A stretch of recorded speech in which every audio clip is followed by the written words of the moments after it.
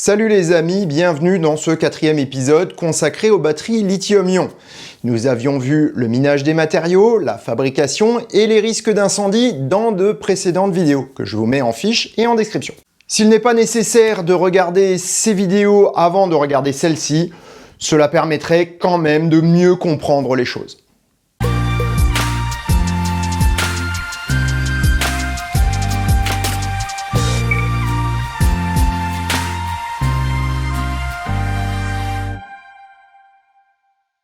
Depuis quelque temps, YouTube préconise la mise en place de coupures publicitaires, simples ou multiples, dans les vidéos. Ceci doit permettre aux créateurs de gagner plus d'argent et donc d'investir pour faire de meilleures vidéos et d'en faire plus. Je pense qu'il est possible de faire aussi bien sans ce désagrément. Vu que 60% des personnes regardant les vidéos ne sont pas des abonnés, le fait de s'abonner va permettre à la chaîne de développer son audience et son référencement. Si vous souhaitez que je continue à faire des vidéos sans coupure, merci de vous abonner et cela évitera d'avoir recours à ce type d'artifice pour pouvoir continuer à investir dans la production de ces vidéos.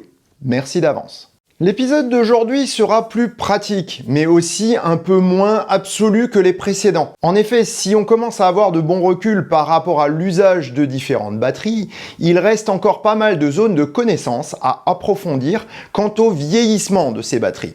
Et surtout, des nouvelles chimies qui apparaissent sur le marché. Une batterie lithium-ion est un peu comme un moteur thermique. Elle peut fonctionner correctement et pourtant être usée. Lorsque l'on tire à froid sur un moteur thermique, qu'on l'encrasse en l'utilisant systématiquement sous régime, voire qu'on ne fait pas l'entretien, eh bien les performances et la longévité de ce moteur vont s'en ressentir. Le moteur consomme plus, accélérera moins fort, deviendra plus polluant et fonctionnera de manière plus erratique. La durée de vie d'un moteur thermique peut être importante si on respecte le bon usage, mais il est certain qu'un moteur thermique malmené n'ira pas bien loin. Une batterie lithium-ion, c'est un peu pareil, à la différence qu'il n'y a pas d'entretien à faire. On a parlé ici d'usure et non pas de casse. Lorsqu'il y a casse, c'est lorsque la batterie refuse tout service. Et ceci est extrêmement rare. Contrairement à un moteur thermique, la rupture d'une cellule ne signifie pas l'arrêt du fonctionnement de la batterie. Il y a en effet des dizaines, des centaines, voire des milliers de cellules qui font le même boulot, donc qui vont pouvoir pallier à cette faiblesse. Sur un moteur thermique, une seule pièce lâche et le moteur ne fonctionne plus. Pourtant, dans ces deux cas, il suffit de remplacer la pièce défectueuse et le moteur ou la batterie retrouvent leur fonctionnement normal. Comme je l'ai déjà expliqué à de nombreuses reprises dans mes vidéos, une batterie n'est pas un ensemble compact. En fonction des architectures, ce sont soit les blocs qui sont facilement remplaçables, comme sur une Nissan Leaf ou une Renault Zoé, soit les modules, comme sur une Tesla. On voit qu'ici, une batterie peut être abîmée sans qu'on soit obligé de la changer de manière intégrale. Dans tous les cas, il faut que ces modules, ces packs ou ces cellules fonctionnent de manière homogène, un peu comme doivent le faire les cylindres d'un moteur à essence par exemple. Dans un moteur thermique, la gestion de l'injection et de l'allumage permettent d'aboutir à un fonctionnement homogène, sans vibration et avec un rendement optimal.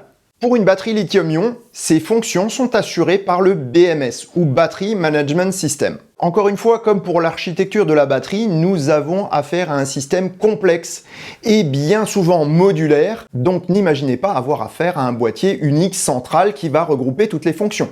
Les architectures peuvent être très différentes en fonction de la taille des batteries, mais dans les batteries automobiles, le système comprend souvent 3 niveaux de gestion. On trouvera le premier niveau dans le bloc. Cette gestion est la plus importante en termes de sécurité de la batterie.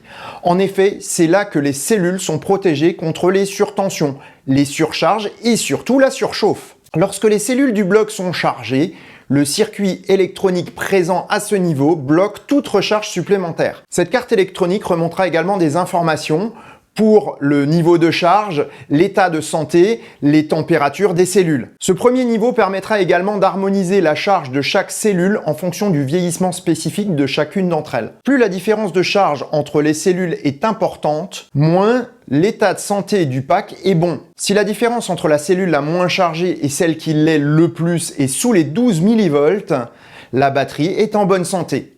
Sinon, c'est qu'elle commence sérieusement à s'user. Plus le BMS est sophistiqué, plus le déséquilibre est compensé par une charge-décharge adéquate et la batterie a donc une meilleure durée de vie. Le niveau 2 est le niveau des modules ou stacks chez Renault. Une seconde carte de gestion est installée là pour répartir la charge entre les blocs. Ce niveau permet de préserver la santé du module et remonte à nouveau des informations vers le calculateur central de la voiture, le BMS central. Ce cerveau de toute l'installation collecte les informations des niveaux inférieurs et va répartir la charge en fonction des modules, en fonction des conditions extérieures. Il va également rééquilibrer les modules et ordonner le transfert d'électricité entre modules si nécessaire. Voilà globalement le fonctionnement d'un BMS.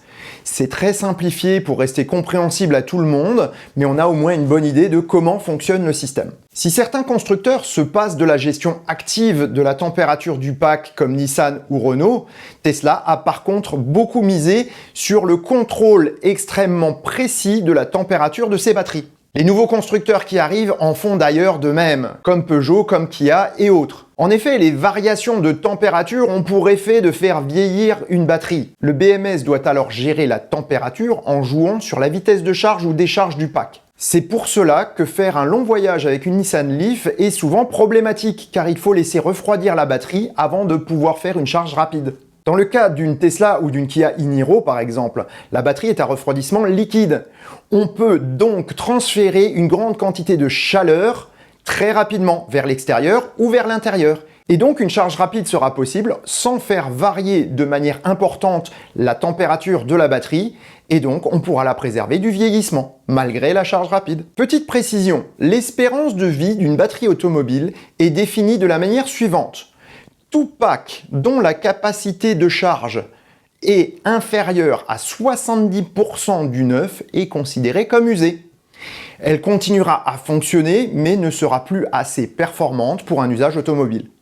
Or, une batterie perd de la capacité de charge de manière dégressive. Plus la batterie vieillit, plus ses capacités se stabilisent, si elle est utilisée normalement bien entendu. Alors que perdre 5% de capacité pour 50 000 km est une valeur reconnue pour les packs Tesla, il en faudra 200 000 km supplémentaires pour perdre 5% de plus. Les packs ayant dépassé les 30% de dégradation peuvent ensuite être utilisés entre 20 et 50 ans dans le stockage d'électricité stationnaire, privé ou industriel. C'est ce qu'est en train de faire Tesla pour les modules fonctionnels récupérés dans les anciennes voitures. Ce sont des batteries reconditionnées.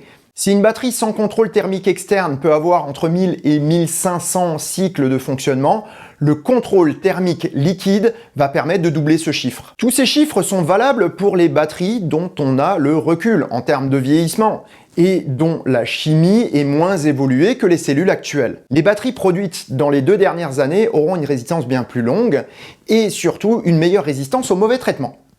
Mais quels sont donc ces mauvais traitements? Il est communément admis par les experts qu'une batterie lithium-ion est plus durable si on évite les charges à 100% et qu'on évite les décharges profondes sous les 5% de capacité. Dans le premier cas, c'est surtout l'échauffement des cellules qui entraîne une dégradation de la chimie de la batterie et donc de ses capacités de charge. Dans le second cas, la chimie va trouver un équilibre stable qui va faire qu'elle ne va plus accepter de reprendre de la charge, rendant ainsi la batterie inerte comme une brique, d'où le nom d'effet brique. Dans les deux cas, si la situation est temporaire et qu'on y remédie dans l'heure, les tests ont montré qu'il n'y a pas d'impact sur la durée de vie de la batterie. Ce qui veut dire qu'en chargeant à 100% et en prenant la route immédiatement, on n'abîme pas la batterie.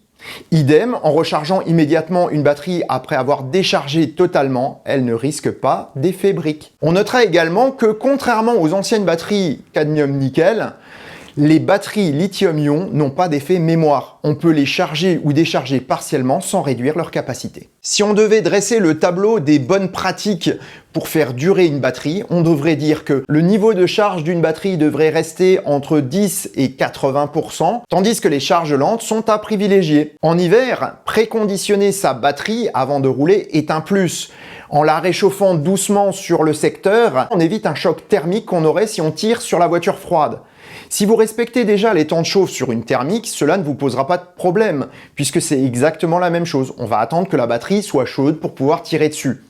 Ce qui est très important, c'est par contre que la batterie a un temps de chauffe nettement plus important, d'où le préconditionnement. Il est temps de prendre des exemples et on va étudier la durée de vie prévisible de plusieurs modèles. Nous allons commencer par la Peugeot Ion ou Citroën C0 ou Mitsubishi e-MiEV, qui sont les mêmes véhicules avec une batterie de 16 kWh sans refroidissement liquide. La deuxième voiture que nous allons traiter est la Nissan Leaf 2, 40 kWh, batterie de 40 kWh également sans refroidissement liquide. Ensuite, nous parlerons du Kia e-Niro, 64 kWh avec refroidissement liquide. Et enfin, la Tesla Model 3, Long Range, 77 kWh avec refroidissement liquide. La batterie de la petite citadine Peugeot, Citroën, Mitsubishi aura une durée de vie entre 1000 et 1500 cycles. Pourtant, vu sa petite taille, elle devrait être souvent chargée à 100% et subira fatalement des décharges profondes à cause de son autonomie réduite. Son score sera donc plus proche des 1000 que des 1500 cycles. Donc si on prend 1000 cycles x 16 kWh, on obtient 16 000 kWh, sachant que la voiture a une consommation de 12,5 kWh au 100, on va donc avoir une durée de vie prévisible de 128 000 km. Ceci pour atteindre les 70% de capacité de charge. Je vais ici créer un indice de durabilité correspondant à la durée de vie d'un kilowattheure de batterie. Nous pourrons ainsi comparer toutes les batteries et celle qui aura l'indice le plus élevé sera celle qui préserve le mieux les ressources. En effet, on aura besoin des mêmes matériaux pour faire un kilowattheure de batterie, que la batterie soit petite ou grosse. La petite citadine a donc une capacité de 8000 km par kilowattheure. La Leaf par contre pourrait être plus souvent rechargée de manière partielle du fait de sa meilleure autonomie et sera moins souvent déchargée à moins de 5%. Elle peut donc prétendre à 1500 cycles. La Leaf consommera 16,5 kWh au 100 km et on obtient donc un kilométrage possible de 363 630 km. L'indice est donc de 9090 km par kWh. Le e-Niro a une batterie plus grande encore et pourra donc devenir une voiture principale. Si son autonomie au quotidien ne posera pas de problème, elle sera poussée dans ses derniers retranchements lors des longs trajets, puisqu'en effet le réseau de recharge est relativement lâche.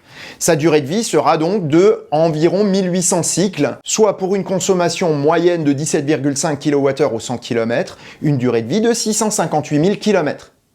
On obtient donc un indice de 10 286 km par kWh de batterie. Enfin, on passe à la Tesla Model 3 Long Range, qui n'aura quasiment jamais à recharger totalement, et le réseau de superchargeurs très dense va permettre de ne jamais descendre sous les 5%.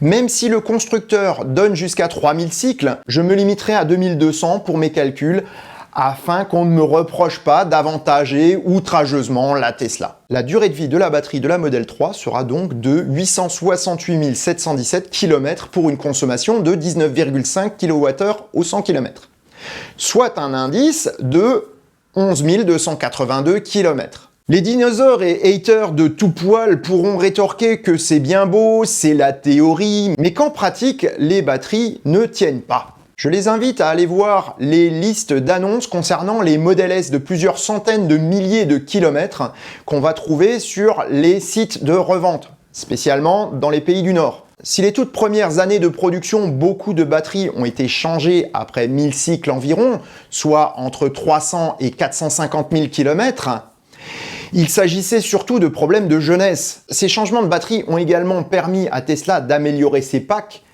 pour que la durée de vie soit aussi bonne que celle des cellules.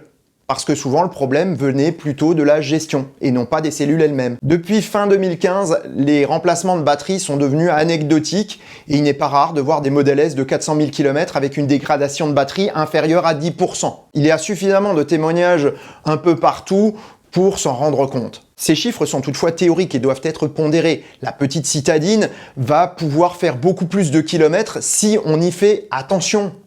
Bien entendu, et une Tesla aura sa durée de vie réduite si on la charge à mort en superchargeur, toujours à 100%, en la laissant charger toute la nuit. C'est ce qui s'est passé avec la voiture de Stéphane dans l'épisode dont je vous mets le lien. Si les moteurs de grosse cylindrée peu poussés, comme les moteurs de bus et de camions, font plusieurs millions de kilomètres, les petits 3 cylindres en font rarement plus de 200 000. Quand c'est pas beaucoup moins. On peut tout à fait faire un parallèle entre le moteur thermique et les batteries. En clair, cela veut dire que si on ne parle que des batteries, plus une batterie est grosse, mieux elle préserve les ressources qui servent à la produire. Et ça, c'est contre-intuitif, mais c'est la réalité des choses.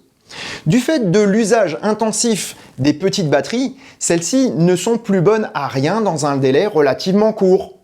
Tous les constructeurs, ou presque, l'ont compris. C'est d'autant plus important que la simplicité et la fiabilité sur le très long terme des moteurs électriques n'est plus approuvée. Lorsque j'étais au lycée, Nous travaillions sur des anciennes machines qui avaient été données par des industries locales pour que nous puissions apprendre à faire fonctionner tours et fraiseuses. Il n'était pas rare de fonctionner avec des machines qui avaient 45 ans. Et quand on regardait les plaques de fabrication des moteurs, les moteurs étaient d'origine. Donc ils avaient subi 30 ou 40 ans de production et terminé leur vie dans les lycées avec des performances tout à fait équivalentes à celles du neuf. Encore une fois, je reviens sur l'épisode au sujet de la Model S de Stéphane avec ses 550 000 km. Les sauriens anti-électriques ont pris pour exemple le moteur de cette Model S qui a été remplacé très rapidement. En effet, il s'agissait d'un défaut de conception dès le début sur la Model S et le réducteur ne tenait pas. Les roulements claquaient. Ces moteurs ont été remplacés, le problème a été réglé et les derniers remplacements se sont même faits par des échanges standards, c'est-à-dire des moteurs reconditionnés, au même titre que les dernières batteries ont été remplacées par des batteries reconditionnées qui fonctionnent parfaitement, donc qui avaient déjà des cycles de vie. Nos habitudes vont devoir changer en matière d'entretien automobile. Investir dans un nouveau pack batterie sera alors tout à fait rentable, car le reste de la voiture va conserver une valeur beaucoup plus longtemps qu'aujourd'hui, puisqu'il n'y aura que très peu d'usure. C'est toute notre approche de la durée de vie de nos voitures que nous allons devoir revoir si nous voulons tirer les bénéfices de cette technologie. La taille minimum d'une batterie automobile utilisable devrait être de 40 kWh minimum pour une citadine ou une péricitadine. Pour être le plus durable possible, elle devrait être refroidie par eau et permettre les recharges rapides pour préserver sa durée de vie. À partir de 50 kWh, on entre dans la catégorie des voitures familiales utilisables, comme une Tesla Model 3 SR+. La taille idéale pour une voiture familiale tous usages se situe entre 60 et 80 kWh. En fonction de la taille du véhicule et de son poids. On va pas mettre la même batterie dans un petit SUV que dans un minibus. Tous les constructeurs sont d'ailleurs arrivés à ce même constat. Les nouveaux modèles électriques des marques ayant décidé d'accompagner la transition sont pensés pour durer. Si Tesla simplifie à outrance ses modèles, ce n'est pas par pur design. C'est une nécessité par rapport au modèle économique durable que devra adopter l'automobile individuelle si elle veut continuer à exister. Les batteries trop petites pour être pratiques, les hybrides et autres prolongateurs d'autonomie, qu'ils soient thermiques ou à hydrogène, sont autant d'efforts désespérés pour faire perdurer le modèle de l'automobile jetable et le modèle économique parasitaire reposant sur un carburant complexe impossible à produire soi-même, ainsi que sur un entretien obligatoire. Certains nous diront qu'on peut s'opposer à ce système en transformant d'anciennes autos en électriques. On pourra ainsi éviter de recycler des voitures qui seraient encore bonnes pour la route. Cela s'appelle le rétrofit. Mais nous n'en parlerons pas aujourd'hui, cela mérite un épisode du Choucroute Garage. Sur ces bonnes paroles, je vous souhaite bonne route, prenez soin de vous. Salut! Si ça te plaît, mets un pouce bleu. Si ça te plaît vraiment, abonne-toi, clique sur la petite cloche. Et si ça te plaît vraiment, eh ben partage partout ce que tu peux. Merci.